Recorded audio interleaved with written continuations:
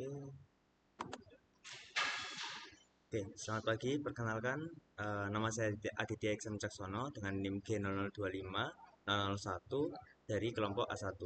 Jadi yang mau saya jelaskan kali ini yaitu mengenai daripada laporan anatomi 2.1 yang membahas mengenai OGM, OGF, sistem oropoetika dan lain sebagainya.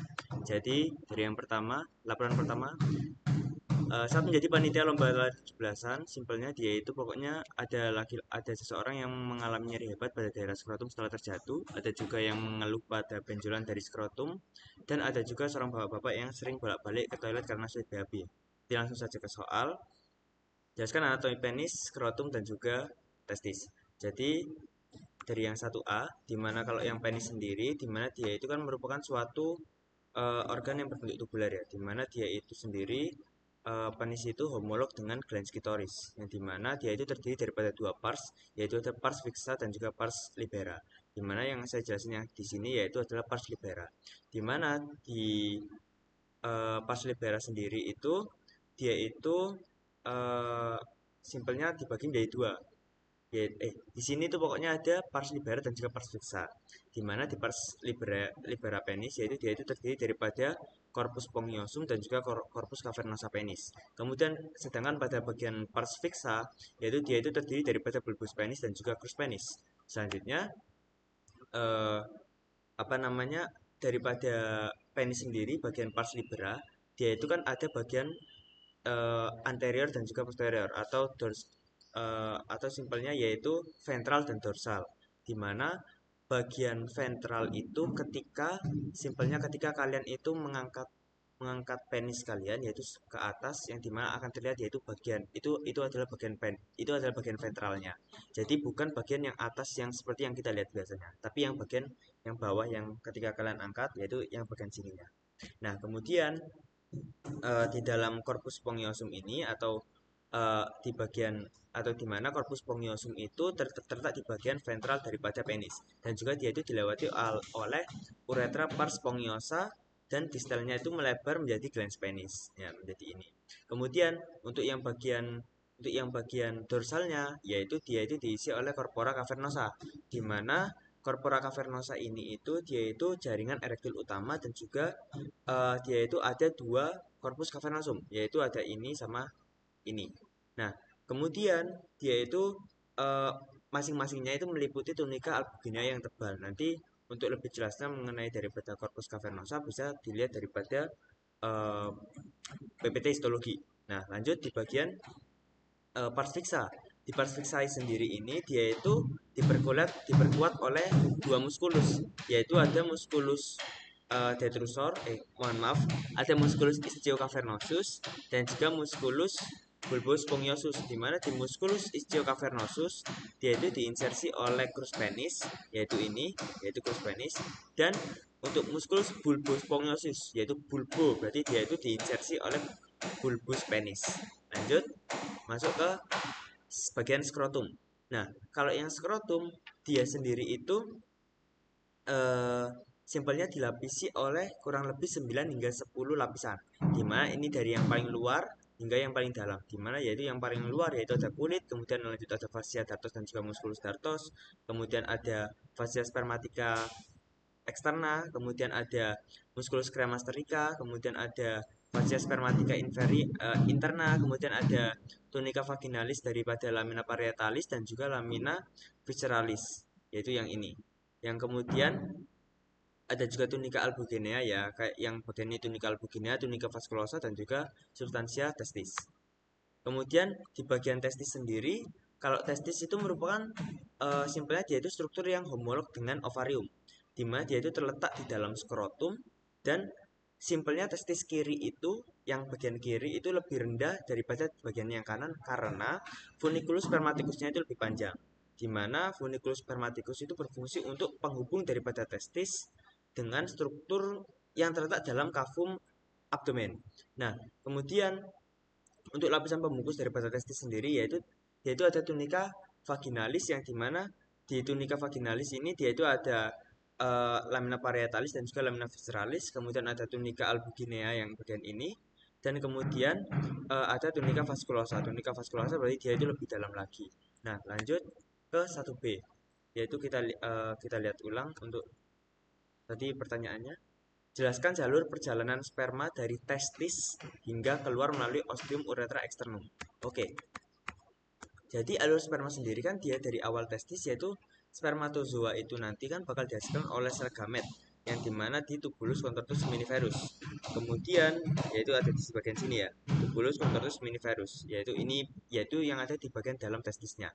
Kemudian dilanjutkan yaitu masuk, kemudian lanjut ke tubulus rectus seminiferus.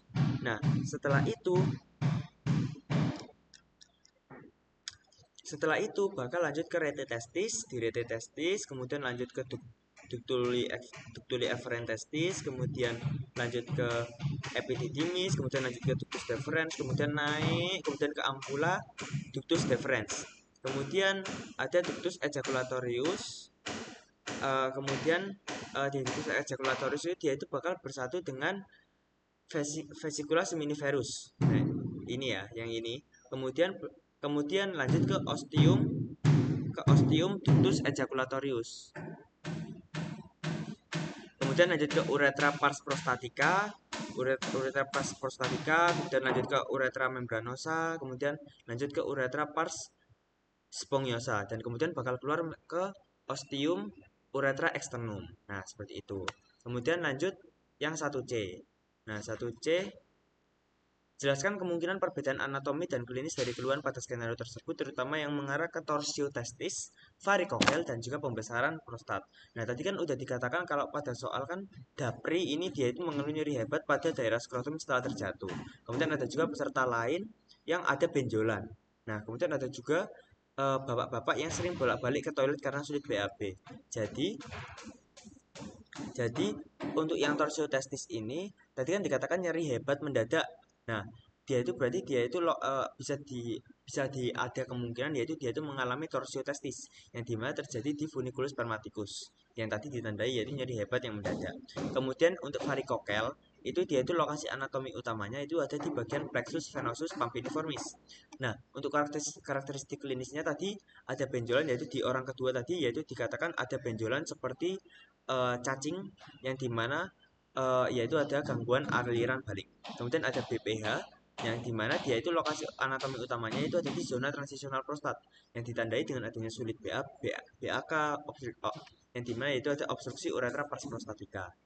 Lanjut ke laporan kedua, yaitu saat acara camping, Miko sudah menahan kencing sejak sore karena toilet umumnya antri panjang. Malamnya ia mengeluh nyeri pinggang yang menjalar ke bawah anyang-anyangan, BAK-nya tidak lampias sehingga dia itu memegangi pinggangnya seperti sedang audisi sinetron. Oke, jadi jelaskan pembagian daripada organ sistema uropoetika dan fungsi masing-masingnya.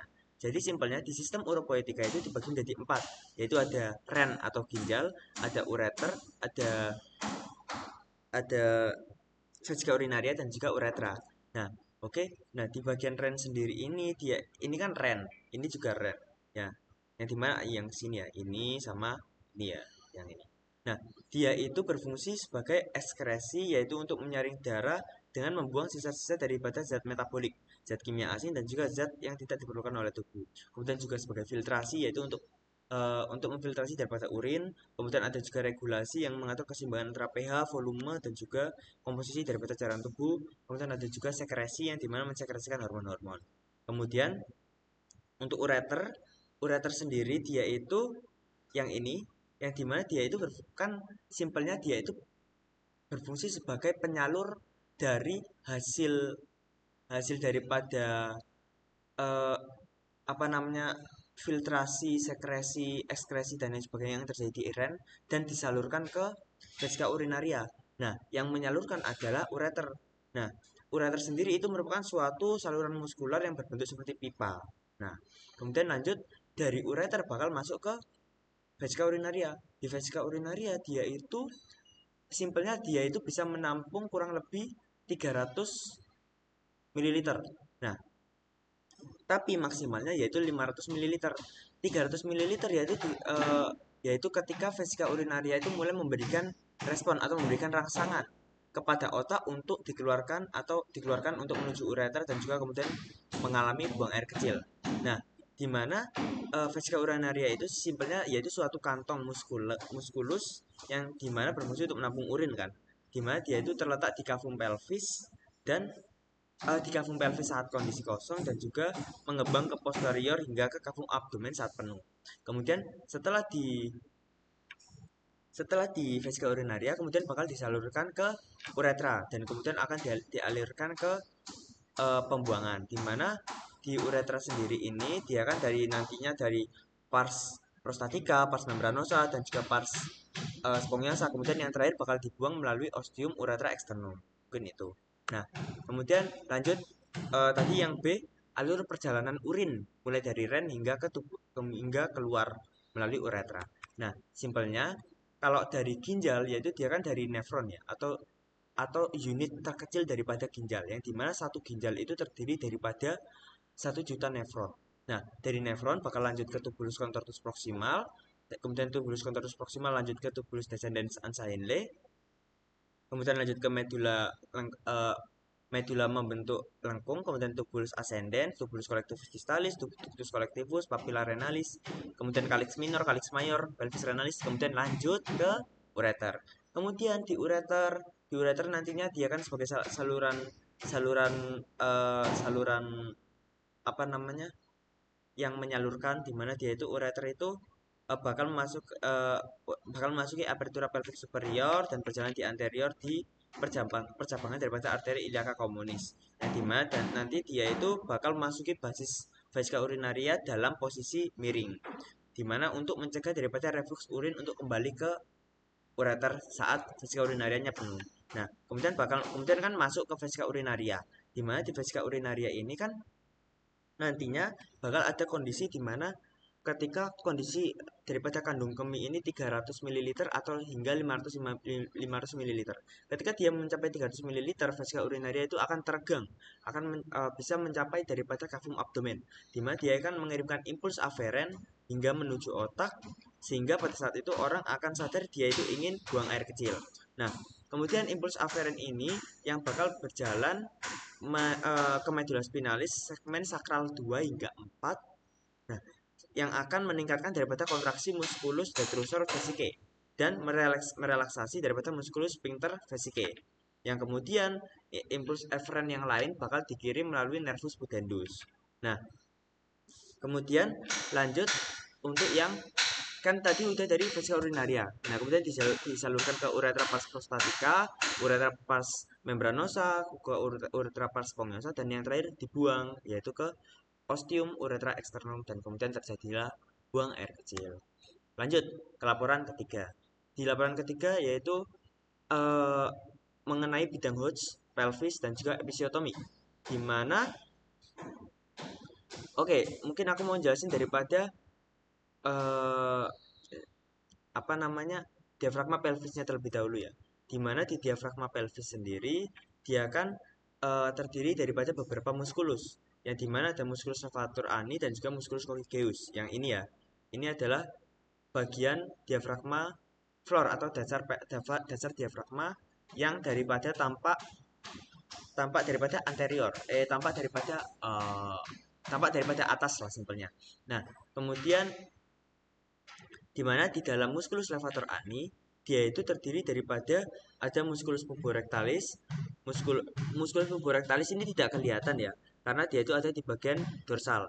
Tapi untuk bagian atas atau ventral, yaitu ada musculus pubococcygeus dan juga musculus ileococcygeus, yang dimana dia itu berinsersi dengan corpus anococcygeus. Kemudian untuk bagian dorsalnya ini atau bagian kaudal ini ada puborectalis, dan ini ada puborectalis, musculus ileococcygeus dan juga musculus pubococcygeus. Mohon maaf sebelumnya kalau suaranya nggak terlalu kencang karena di luar juga sedang ada pembangunan. Nah, kemudian lanjut di mana uh, musculus puborectalis itu juga diinsersi oleh corpus anococcygeus. Dan lanjut ada di membrana perinei dan juga spasium perinei. Mana membrana perineum itu merupakan ini ya, membrana perineum itu yang ini sebesar ini. Nah, itu dia itu suatu fascia tebal yang dimana berbentuk segitiga dan melekat pada kerangka tulang arbus pubicus. Nah, kemudian ada, di bagian sana ada juga spasium perineum profundum. Spasium perineum profundum merupakan kan nanti kan di bagian membrana perineum itu bagian horizontal ke arah anterior itu ada celah kecil di antara membrana dan juga ligamentum pubicum yang dimana di atasnya itu berhubungan dengan ruangan tipis yang nantinya bernama spasium perineum profundum. Nah, seperti itu. Lanjut, kemudian urogenitalnya, sistem urogenitalnya. Nah, antara pria dan juga wanita itu beda. Yang dimana kalau pada pria yaitu ada kulit, fascia perineum superficialis, fascia perineum profunda, spasium perineum superficialis, kemudian fascia diafragma urogenital inferior, spasium perineum profunda, dan yang ketujuh adalah fascia diafragma urogenital superior. Nah, kalau pada wanita, yaitu bedanya yaitu ada di bagian muskulus pada spasium perineum dan juga eh, pada perineum profunda. Dimana kalau di uropria dia itu ada musculus ischiocavernosus, musculus bulbocavernosus. Dan juga eh, enggak deng, salah, mohon maaf. Bedanya itu ada di spasium perineum profunda. Dimana di spasium perineum profunda pada pria dia itu ada musculus sphincter uretra externum dan juga glandula bulbouretalis coperi. Tapi kalau pada wanita dia itu ada musculus sphincter uretra externum, musculus sphincter uretra vaginalis, dan juga musculus kompresor.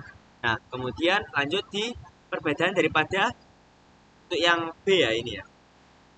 Ini perbedaan pelvis pria dan juga wanita. Kemudian bidang Hodge juga. Nah, di mana pada pria ini simpelnya bisa kalian lihat yaitu daripada aditus pelvisnya yaitu bulat seperti bulat kalau pria seperti jantung. Kemudian kalau eksitus pelvisnya wanita itu luas, kalau pria itu sempit. Kemudian untuk osakrumnya dia itu pendek, luas, kurang melengkung, dan kalau pada pria itu panjang, sempit, melengkung, dan juga ke depan. Nah, tipe pelvisnya sendiri kalau pada wanita dia itu ginesoid karena kan dia berbentuk bulat yang dimana cocok untuk ketika dia itu melahirkan. Sedangkan pada laki-laki dia itu pada laki-laki itu cocoknya yaitu pelvis android dimana dia itu ukuran konjugata vera anatomikanya itu sedikit lebih panjang dengan diameter transversanya. Nah, kemudian lanjut ke bidang Hodge. Dimana di bidang Hodge ini dia itu di bidang Hodge itu dia itu ada dibagi menjadi 4, yaitu ada bidang Hodge 1, bidang Hodge 2, 3 sama 4 ya. Bidang Hodge 1 itu yang ini dia itu setinggi daripada aditus pelvisnya. Dan bidang Hodge 2 dia itu uh, daripada tepi bawah symphysis osis pubis dan sejajar dengan bidang Hodge 1. Kemudian uh, Hodge 3 yaitu setinggi daripada spina ischiadica kemudian sejajar dengan bidang Hodge 1 sama 2. Nah, kemudian ada bidang Hodge 4 yaitu dia itu setinggi daripada Oscoideus dan sejajar dengan Hodge 1 2 3. Nah, kemudian untuk episiotomi. Episiotomi itu apa? Episiotomi yaitu tindakan bedah dan juga sayatan perineum yang dimana ada di area antara area vagina dan juga anus untuk memperlebar daripada jalan daripada lahir. Biasanya nanti itu akan ada pemotongan, bisa juga pemotongan daripada lurus, bisa juga pemotongan sedikit menyamping. Yang dimana menyampingnya ini sekitar 45 derajat daripada sisi lurusnya. Mungkin seperti itu. Mungkin itu saja dari saya laporan hari ini. Mohon maaf bila ada salah kata ataupun salah daripada pembahasan saya. Dan juga mohon maaf kembali jika ada suaranya kurang terdengar karena di luar sedang ada pembangunan. Mungkin itu saja. Terima kasih. Wassalamualaikum warahmatullahi wabarakatuh.